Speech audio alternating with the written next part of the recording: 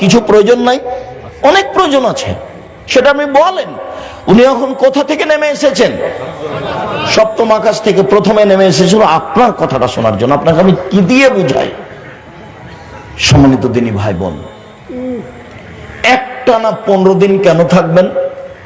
বাৎসরিক রিপোর্ট পেশ করা হয় শাবান মাসে।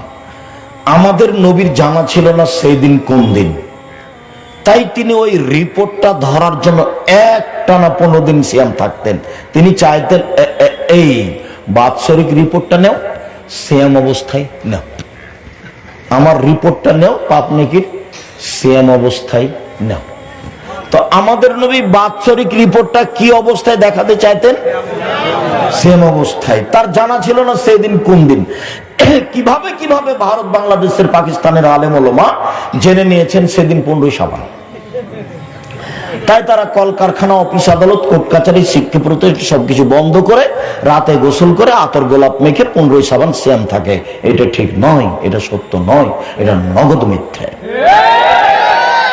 শুনুন আরেকটা কথা, সেদিন বুখারীতে পড়ছি তো, আল্লাহর নবী উটের আগে আছেন বসে, আর তার স্ত্রী সাফিয়া পিছনে বসে আছেন। তো উটটা হাঁটতে হাঁটতে উষ্টা খেয়ে এমন ভাবে ধাক্কা খেয়ে আমাদের নবী উপর থেকে পড়ে গেছেন, ওই দিকে যে ছিটকে পড়েছেন, আর স্ত্রী সাফিয়া এদিকে ছিটকে পড়েছেন। আবু তালহা আমাদের নবীর কাছে গিয়ে বলছেন, ব্যথা পেয়েছেন, ব্যথা পেয়েছেন, ব্যথা পেয়েছেন?